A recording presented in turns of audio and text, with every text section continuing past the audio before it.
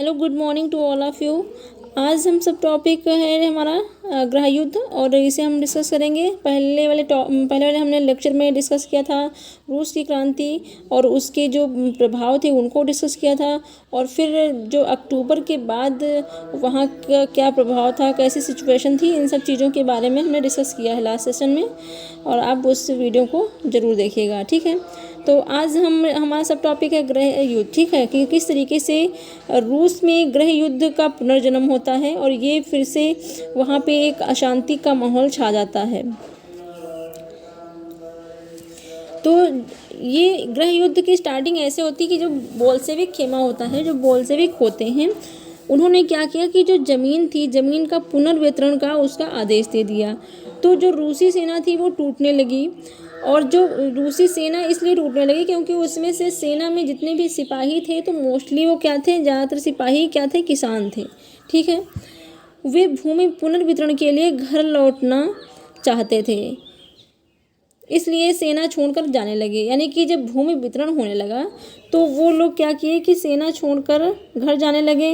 गैर बोल्शेविक जो समाजवादियों, उदारवादियों और राजशाही के समर्थकों ने बोल्शेविक विद्रोह की निंदा की।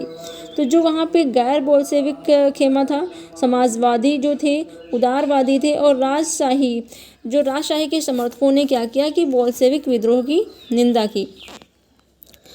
उनके नेता दक्षिणी रूस में इकट्ठा होकर बोल्शेविकों, रेड्स, जिनको रेड्स भी कहा जाता है, से लड़ने के लिए टुकड़ियां संगठित करने लगे। 1918 और 1919 में रूसी साम्राज्य के ज़्यादातर हिस्सों पर सामाजिक क्रांतिकारियों, ग्रीन्स और जार समर्थकों यानी कि वाइट्स का ही नियंत्रण रहा। तो 1918 से 1919 में रूसी साम्राज्य के ज़्यादातर हिस्सों पर किसका नियंत्रण रहा था? सामाजिक क्रांतिकारियों का, जिन्हें ग्रीन्स कहा जाता था, और जार समर्थकों का, जिनको वाइट्स कहा जाता था, के नियंत्रण में रहा।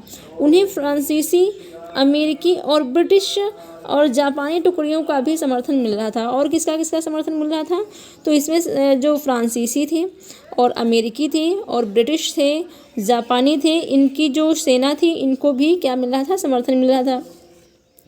ये सभी शक्तियाँ रूस में समाजवाद को फलते फूलते नहीं देखना चाहती थी, यानी कि ये सब समाजवाद के विरोध में थे। इन टुकड़ियों और बोल्शेविकों के बीच चले गृह युद्ध के दौरान लूटमार, डकैती और भूखमरी जैसी समस्याएं बड़े पैमाने पर फैल रही थी। यानी कि जो ये टुकड़ियाँ थी और बोल्शेविकों के बीच जब गृह युद्ध होने लगता है, यानी कि जब सैनिकों और बोल्शेविकों के बीच गृह युद्ध होने लगता है, तो उसके दौरान क्या क्या घटना होती हैं, जैसे कि लूट मार होती है, डकैती होती है, और इन सब चीज़ों की वजह से भूखमरी जैसी समस्याएं बड़े पैमाने पर फैल जाती हैं। ठीक है, वाइट्स में जो निजी संपत्ति के हिमायती थे, यानी कि जो वाइट्स था उसमें जो निजी संपत्ति के जो हिमायती थे, जो चाहते थे कि निजी संपत्ति के पक्षकार थे, उन्होंने ज़मीन पर कब्जा करने वाले किसानों के खिलाफ काफ़ी सख्त रवैया अपनाया। यानी कि वो चाहते थे कि ये हमारी संपत्ति है तो इस पे ये लोग कब्जा कैसे कर सकते हैं। तो इस तरीके से जिन लोगों ने ज़मीन पर कब्जा किया उन किसानों के खिलाफ इन्होंने क्या किया? सख्त रवैया अपनाया। और उनकी इन हरकतों के कारण तो गैर बोल्शेविकों के प्रति जन समर्थन और भी तेज़ी से घटने लगा। यानी कि जो गैर बोल्शेविक थे उनके प्रति क्या हुआ कि जो जन समर्थन था वो घटने लगा। जनवरी 1920 तक भूतपूर्व रूसी साम्राज्य के ज़्यादातर हिस्सों पर बोल्शेविकों का नियंत्रण कायम हो चुका था। यानी कि जो भूतपूर्व जो रूसी साम्राज्य था पहले का, उसके जो ज़्यादातर हिस्सों पर बोल्शेविकों का नियंत्रण कायम हो चुका था। कब तक? जनवरी 1920 तक। ठीक है, जनवरी 1920 तक जो रूसी साम्राज्य के ज़्यादातर हिस्से थे उन पे किसका नियंत्रण था? तो बोल्शेविकों का नियंत्रण हो चुका था। उन्हें गैर रूसी राष्ट्रवादियों और मुस्लिम जदीदियों की मदद से यह कामयाबी मिली थी।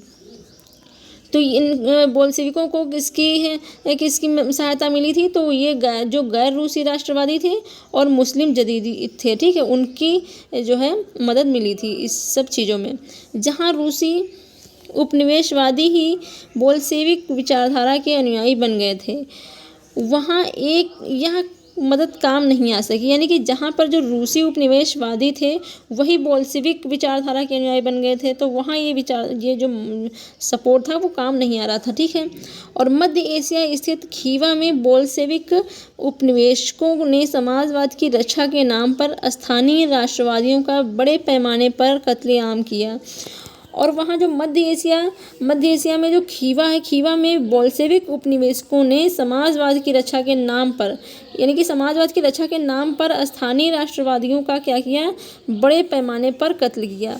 ऐसे हालात में बहुत सारे लोगों ने यह समझ में नहीं आ रहा था कि बोल्शेविक सरकार क्या चाहती है। यानी कि पहले तो लोगों को लगा कि ये हमारे हित में काम कर रही है, फिर जब वो राष्ट्रवादियों का बड़े पैमाने पर इस तरीके से कत्ल करने लगी तो ऐसे बहुत लोग ये सोचने लगे कि ये जो बोल्शेविक सरकार है ये आखिर क्या चाहती है। तो आंशिक रूप से इसी समस्या से निपटने के लिए ज़्यादातर जो गैर रूसी राष्ट्रीयताओं को सोवियत संघ यानी कि यूएसएसआर दिसंबर 1922 में रूसी साम्राज्य में से एक बोल्शेविकों द्वारा स्थापित किया गया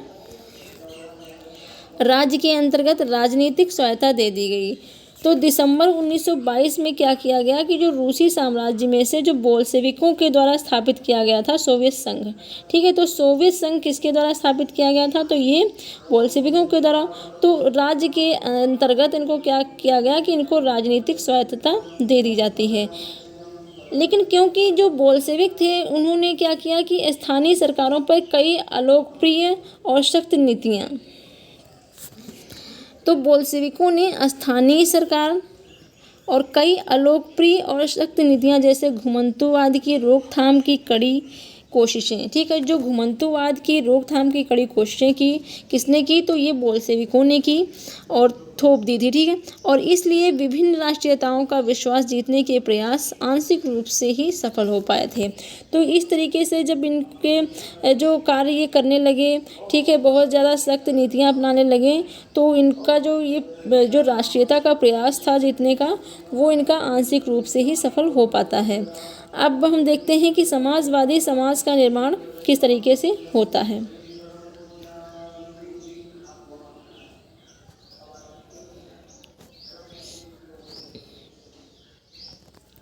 तो गृह युद्ध के दौरान क्या होता है कि गृह युद्ध के दौरान जो बोल्शेविक होते हैं उन्होंने क्या किया कि उद्योगों और बैंकों के राष्ट्रीयकरण को जारी रखा। यानी कि एक तरफ गृह युद्ध चल रहा था और एक तरफ क्या हो रहा था कि जो उद्योग थे और बैंक थे उनका नेशनलाइजेशन हो रहा था। उन्होंने किसानों को उस ज़मीन पर खेती की छूट दे दी थी। किसने दे दी थी? जो बोल्शेविक सरकार थी। ठीक है। और किसान ज़्यादातर कौन थे? सिपाही वर्ग के थे। ठीक है।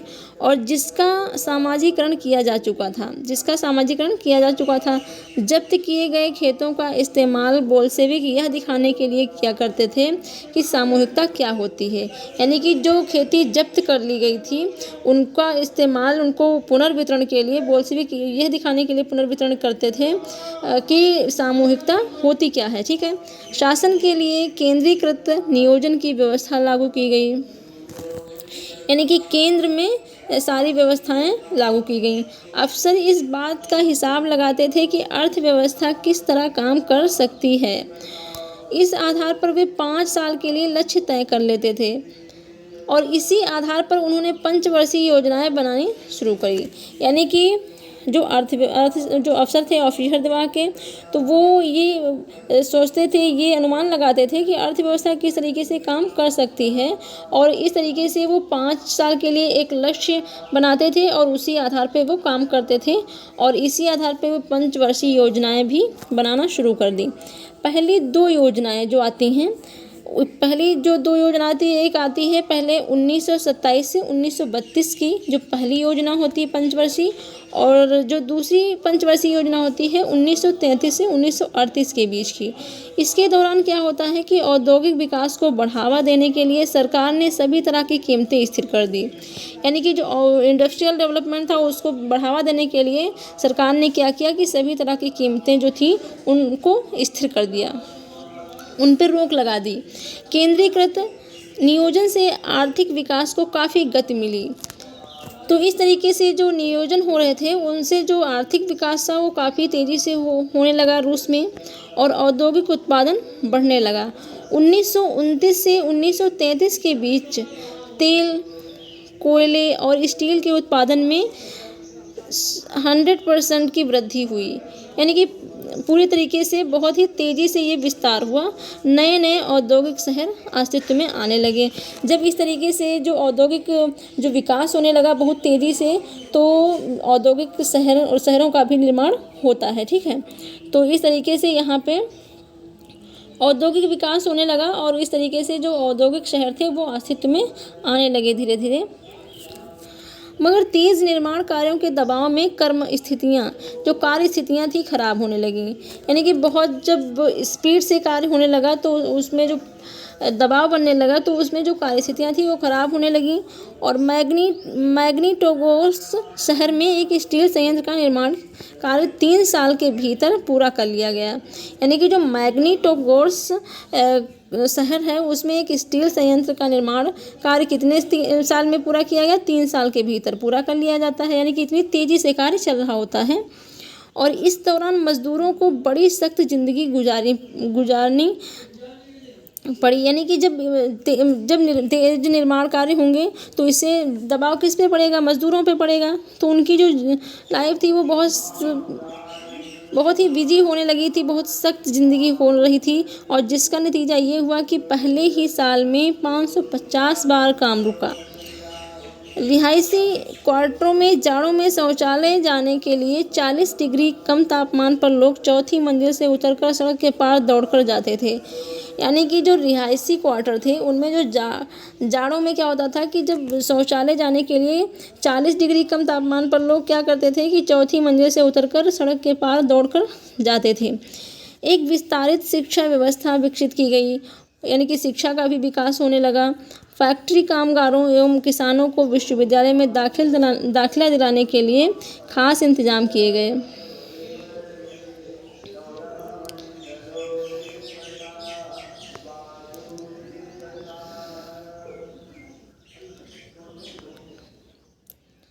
महिला कामगारों के बच्चों के लिए फैक्ट्रियों में बालवाड़ियाँ खोल दी गई। यानी कि यहाँ पे आप देख रहे होंगे कि किस तरीके से ये बच्चे जो हैं ये पहली पंचवर्षीय योजना में ये बच्चा जो है ये किस तरीके से यहाँ पे काम कर रहा है, ये देख लीजिए। ठीक है, तो ये बच्चा किसके लिए काम कर रहा है? ये सोवियत रूस में काम कर रहा है बच्चा। ठीक है, जो वहाँ पे स्टील कंपनी लगाई जाती है। और फिर यहाँ पे 30 दशक में एक कारखाने का भोजन कक्ष, ये इस तरीके से यहाँ पे देखिए डेवलपमेंट किस तरीके से हो रहा था। फिर जो महिला कामगारों के जो बच्चे थे उनके लिए फैक्ट्रियों में बालवाड़ियाँ खोल दी गई। सस्ती स्वास्थ्य सेवा उपलब्ध कराई गई। मजदूरों के लिए आदर्श रिहायशी मकान बनाए गए। लेकिन इन सारी कोशिशों के नतीजे सभी जगह एक जैसे नहीं रहे, क्योंकि सरकारी संसाधन क्या थे? सीमित थे। फिर अब यहाँ पे हम ये देखते हैं कि स्टालिनवाद और सामूहिकीकरण का जो ये प्रारंभ होता है, ये किस तरीके से यहाँ पे शुरुआत होती है इसकी। ठीक है, तो अब हमने देखा कि किस तरीके से रूस में इंडस्ट्रियल डेवलपमेंट हो रहा है, एजुकेशनल डेवलपमेंट हो रहा है, हेल्थ के क्षेत्र में भी काफ़ी डेवलपमेंट किया जा रहा है, लेकिन उसके साथ साथ में बहुत सारी समस्याएं भी हो रही हैं। तो उसके बाद क्या होता है कि स्टालिनवाद आता है और सामूहिकीकरण की प्रक्रिया शुरू होती है। तो ये सब चीज़ें देखते हैं कि किस तरीके से सामूहिकीकरण की प्रक्रिया होती है। नियोजित अर्थव्यवस्था का शुरुआती दौर खेती के सामूहिकीकरण से पैदा हुई तबाही से जुड़ा हुआ था। यानी कि जो खेती के सामूहिकीकरण से जो ये नियोजित अर्थव्यवस्था है, इसका क्या हुआ कि इससे सामूहिकीकरण से पैदा हुई तबाही से जुड़ा हुआ था। 1927 से 1928 के आसपास क्या होता है कि रूस के शहरों में अनाज का भारी संकट पैदा हो जाता है। सरकार ने अनाज की कीमत तय कर दी। तो ये जो अनाज का संकट है ये कब किस वर्ष ज़्यादातर उत्पन्न होता है? तो 1927 से 28 के बीच में। और उससे ज़्यादा कीमत पर कोई अनाज नहीं बेच सकता था। यानी कि जो सरकार ने अनाज की कीमत तय की थी उससे ज़्यादा कीमत पर कोई भी अनाज नहीं बेच सकता था। लेकिन किसान उस कीमत पर सरकार को अनाज बेचने के लिए तैयार नहीं थे।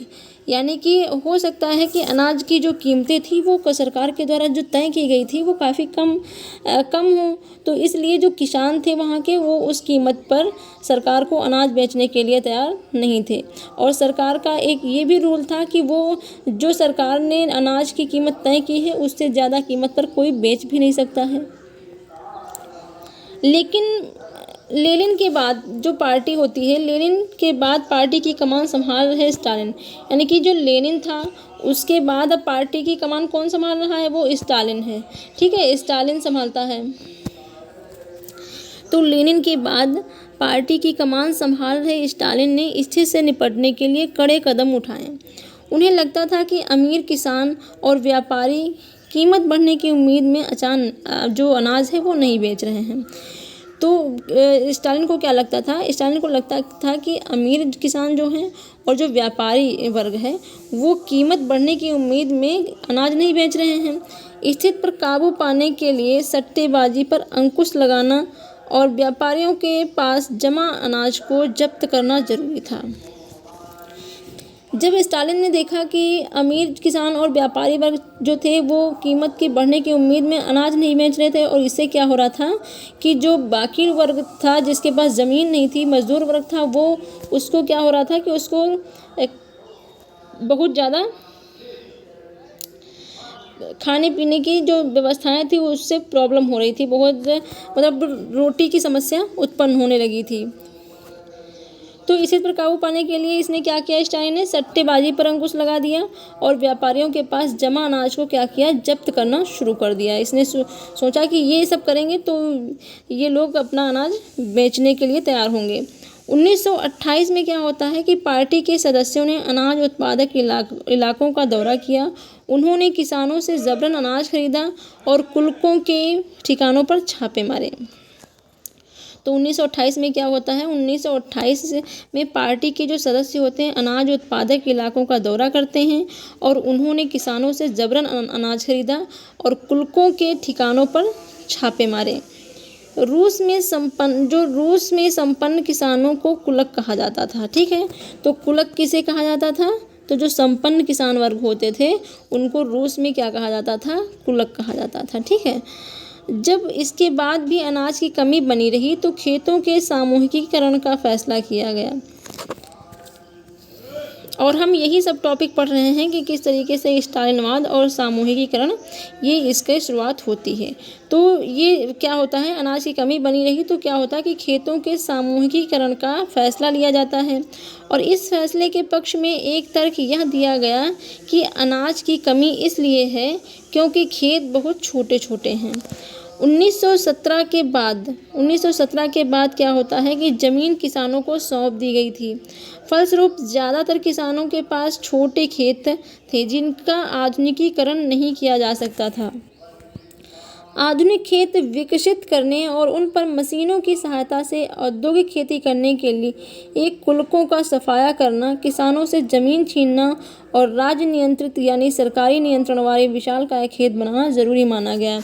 तो जो छोटे छोटे खेत थे, चूँकि उस पर जो मशीनों से काम करना छोटे खेतों में जो है संभव नहीं हो पाता है, तो उसके लिए क्या करना पड़ा, तो उसके लिए जो ये सरकार थी इसने सोचा कि हम औद्योगिक खेती करने के लिए क्या करेंगे कि जो संपन्न कृषक वर्ग हैं उनसे हम ज़मीन को छीन लेंगे और राज्य के नियंत्रण में उसको ले लेंगे और विशालकाय खेत बनाना शुरू करेंगे।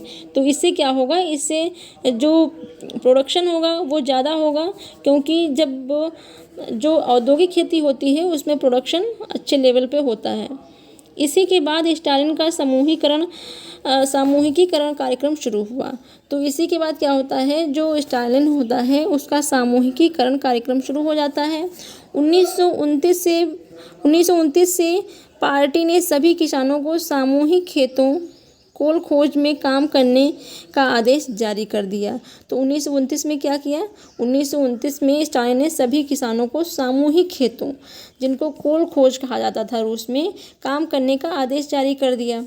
ज़्यादातर ज़मीन जो थी और साजो सामान सामूहिक खेतों के स्वामित्व में सौंप दिए गए थे। सभी किसान सामूहिक खेतों पर काम करते थे। जो किसान थे वो क्या करने लगे, अब सामूहिक खेती यानी कि एक साथ सब एक खेती में काम करने लगे और कुल खोज के मुनाफे को सभी किसानों के बीच बांट दिया जाता था। और इस फैसले से गुस्साए किसानों ने क्या किया, सरकार का विरोध कर दिया। क्योंकि अभी तक वो जिनके पास जितनी खेती थी उस हिसाब से वो अपना अपना जो फसल थी वो काटते थे और मुनाफा ले लेते थे। और अब पहले निजी उनका व्यवस्था थी, अब क्या हुआ, अब ये सामूहिकीकरण होने लगा। तो इससे क्या होता था कि जो जितने भी किसान थे वो सामूहिक खेतों में काम करते थे और फिर उनका जो मुनाफा होता था वो किसानों के बीच बांट दिया जाता था। तो इस फैसले से ये किसान जो है गुस्सा हो जाते हैं और सरकार का विरोध करने लगते हैं और वे अपने जानवरों को ख़त्म करने लगे। ठीक है,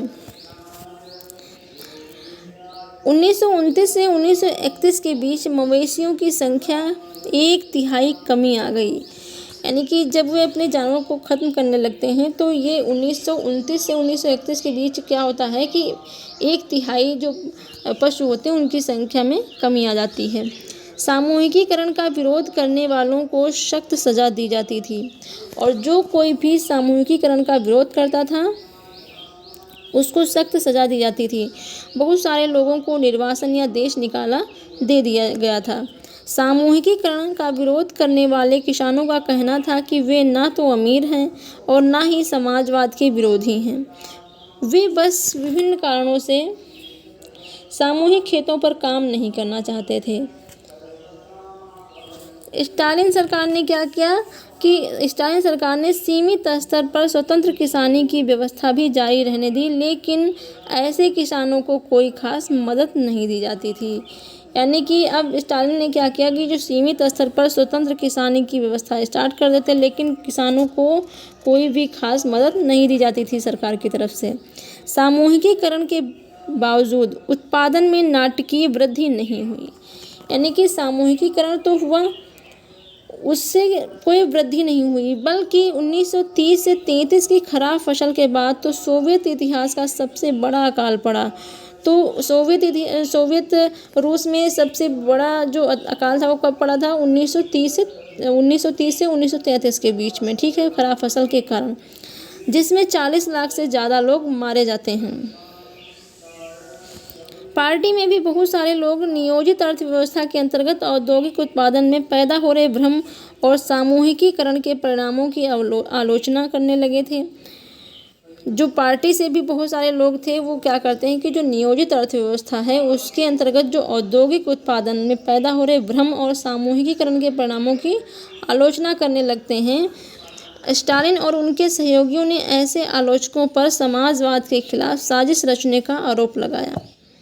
देश भर में बहुत सारे लोगों पर इसी तरह के आरोप लगाए गए और 1939 तक आते आते 20 लाख से ज़्यादा लोगों को या तो जेलों में या श्रम शिविरों में भेज दिया गया था। ज़्यादातर लोगों ने ऐसा कोई अपराध नहीं किया था, लेकिन उनकी सुनने वाला कोई नहीं था। यानी कुछ लोग निर्दोष भी थे जिनको सज़ा मिल रही थी। बहुत सारे लोगों को यातनाएं दे देकर उनसे इस आशय के बयान लिखवा लिए गए कि उन्होंने समाजवाद के विरुद्ध साजिश में हिस्सा लिया। यानी कि धमकी देकर और उनको प्रताड़ित करके क्या किया गया कि उनसे साइन करवा लिया गया, बयान लिखवा लिया गया कि उन्होंने समाजवाद के विरुद्ध साजिश की है और इसी आधार पर उन्हें मार दिया जाता था। इनमें कई प्रतिभावान पेशेवर लोग भी शामिल थे। स्टालिनवाद और सामूहिकीकरण के बाद उसके और प्रभावों को जानते हुए अब हम देखते हैं कि रूसी क्रांति और सोवियत संघ का जो वैश्विक प्रभाव है ये किस तरीके से, यानी कि रूसी क्रांति और सोवियत संघ का जो विश्व पे प्रभाव है वो किस तरीके से पड़ता है। ठीक है, इसके बारे में हम देखते हैं।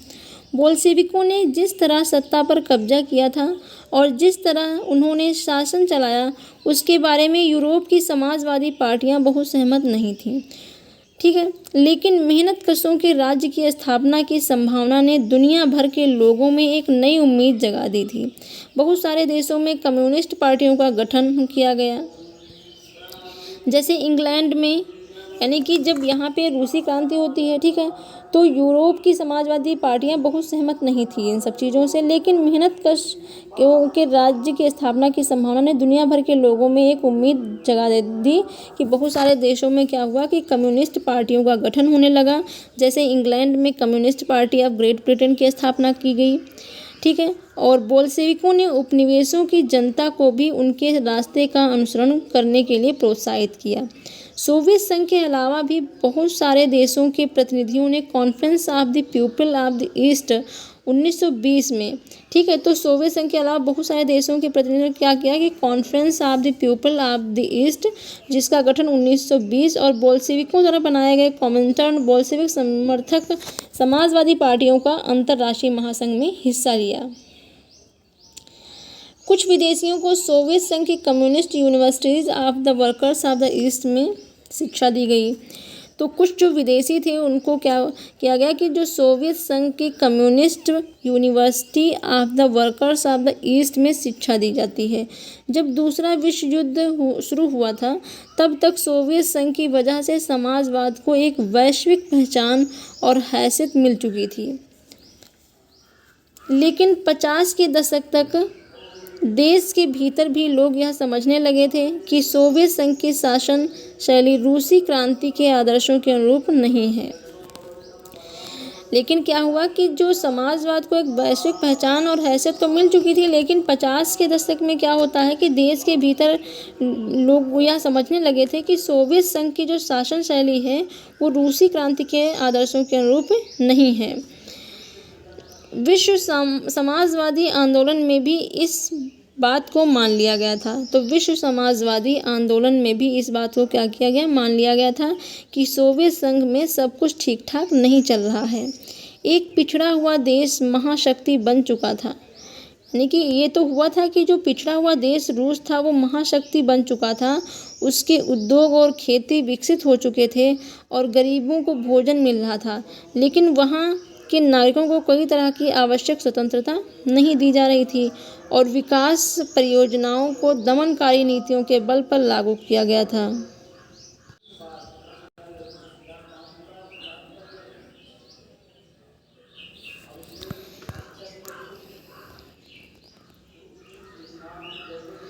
तो यहाँ पे स्वतंत्रता नहीं दी जा रही थी, ठीक है, कई प्रकार की जो स्वतंत्रताएं थी वो उनको नहीं मिल रही थी। जिस तरीके से जैसे कि सामाजिक, आर्थिक और राजनीतिक न्याय की बात की जाती है, रूस की क्रांति से ही हमारे संविधान में इसको लिया गया है, और विकास परियोजनाओं को दमनकारी नीतियों के बल पर लागू किया गया था।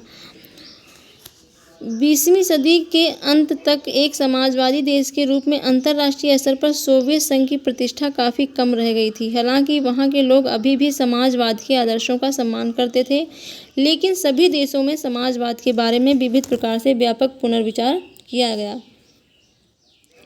तो इस तरीके से ये हमारा चैप्टर फिनिश होता है। थोड़ा सा हम यहाँ पे डिस्कस करते हैं रूसी क्रांति से। जो रूसी क्रांति से प्रेरित होने वालों में बहुत सारे भारतीय भी थे, ठीक है। तो यहाँ पे हमने ये पढ़ा कि किस तरीके से रूसी क्रांति का विश्व पटल पर इसका प्रभाव देखने को मिलता है। तो हमारे संविधान में भी इसका बहुत ही प्रभाव देखने को मिलता है, जैसे कि सामाजिक, आर्थिक और राजनीतिक जो न्याय हैं वो रूस की क्रांति 1917 से ही लिए गए हैं, ठीक है। और उनमें से कई कम्युनिस्ट विश्वविद्यालय में शिक्षा प्राप्त की, यानी कि जो बहुत सारे जो भारतीय थे जो क्रांति से प्रेरित थे, रूस की क्रांति से प्रेरित थे, वो बहुत सारे लोग ऐसे भी थे जो कम्युनिस्ट विश्वविद्यालय में शिक्षा प्राप्त कर चुके थे। और 1920 के दशक में भारत में भी कम्युनिस्ट पार्टी का गठन कर लिया था। और 1920 दशक में क्या किया कि भारत में भी कम्युनिस्ट पार्टी का गठन कर लिया जाता। तो जो भारत में कम्युनिस्ट पार्टी का गठन कब किया जाता है, तो 1920 में किया जाता है। इस पार्टी के सदस्य सोवियत कम्युनिस्ट पार्टी के संपर्क में रहते थे, ठीक है। तो जो हमारे यहाँ भारत में जो कम्युनिस्ट पार्टी का गठन 1920 में हुआ था, तो इसके जो सदस्य थे वो सोवियत कम्युनिस्ट पार्टी के संपर्क में रहते थे। कई महत्वपूर्ण भारतीय राजनीतिक एवं सांस्कृतिक व्यक्तियों ने सोवियत प्रयोग में दिलचस्पी ली और वहाँ का दौरा भी किया। रूस जाने वाले भारतीयों में जवाहरलाल नेहरू और रविंद्रनाथ टैगोर भी थे, जिन्होंने सोवियत समाजवाद के बारे में लिखा भी है। भारतीय लेखन में सोवियत रूस की अलग अलग छवियाँ दिखाई देती हैं। और हिंदी में जो R.S. अवस्थी ने 1920-21 में रशियन रिवॉल्यूशन लिखा है, Lenin, his life and his thoughts and the red revolution नामक किताबें लिखी हैं। और उनके अलावा S.T.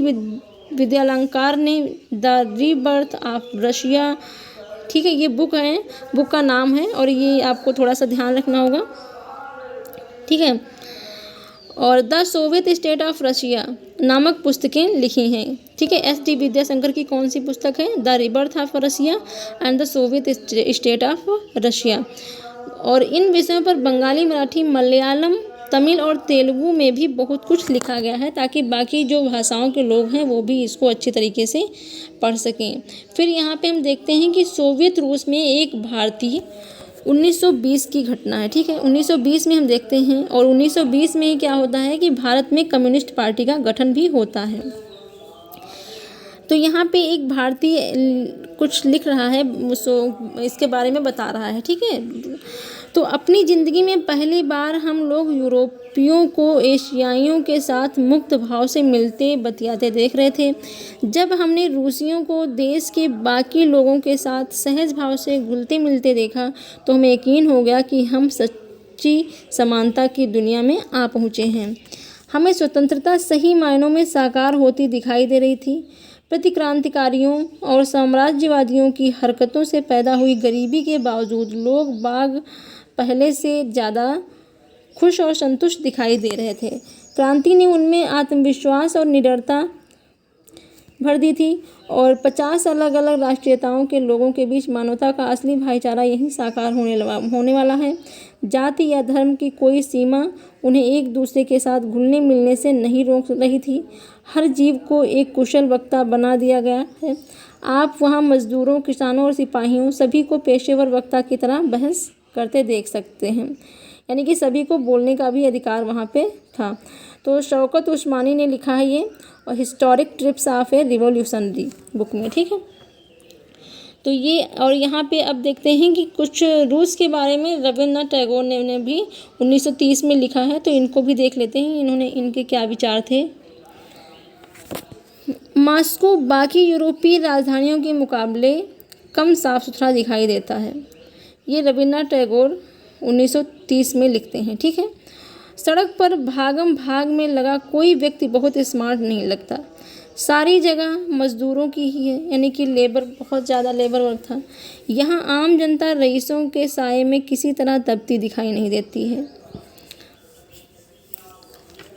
जो लोग सदियों से नेपथ्य में छिपे हुए थे आज सामने आ खड़े हुए हैं, यानी कि जो पिछड़ा वर्ग था वो सब सामने आ खड़े हुए हैं। उनमें हिम्मत आई है बात करने की, बोलने की, और वो किसी तरीके से जो वहाँ के अमीर लोग थे उनसे दबते नहीं थे, ठीक है। और मैं अपने देश के किसानों और मज़दूरों के बारे में सोचने लगा। कहते हैं कि ये सब देख के मैं अपने देश के किसानों और मज़दूरों के बारे में सोचने लगा। मेरे सामने जो कुछ था उसे देखकर लगता था कि यह अरेबियन नाइट्स के किसी जिन्न की करामात है। यहाँ महज एक दशक पहले ये भी हमारे लोगों जितने ही अनपढ़, लाचार और भूखे थे। कह रहे हैं कि ये जैसे लग रहा है कि कोई चमत्कार हुआ है, और ये महज एक दशक पहले भी हमारे लोगों जितने ही अनपढ़, लाचार और भूखे थे। और ये देखकर मेरे जैसे अभागे हिंदुस्तानी से ज़्यादा अचंभा और भला किसको होगा, क्योंकि उस टाइम हमारे देश में किसका शासन था? ब्रिटिश का शासन था ना। तो इसलिए हमारे देश की उस टाइम जो हालत थी वो बहुत ही दयनीय थी। होगा कि ये कह रहे हैं कि ये देखकर मेरे जैसे अभागी हिंदुस्तानी से ज़्यादा अचंभा और भला किसको होगा कि इन लोगों ने इतने थोड़े सालों में अज्ञानता और बेसहारेपन के पहाड़ को उतार फेंका, और हमारे यहाँ जो ब्रिटिशर्स थे वो बहुत सालों तक रुकते हैं। तो इसलिए ये बात बोलते हैं, ठीक है। तो हमारा यहाँ पे चैप्टर फिनिश होता है, और आई होप आप सभी लोगों को ये अच्छा लगेगा। अगर कोई सुझाव है तो आप कमेंट बॉक्स में लिख सकते हैं, ठीक है। और इसके बाद हम पहले चैप्टर करवा देंगे, उसके बाद इस चैप्टर वाइज हम MCQs भी कराएंगे, ठीक है। जो भी इम्पोर्टेंट MCQs होंगे सारे MCQs हम करवाएंगे। Thank you so much.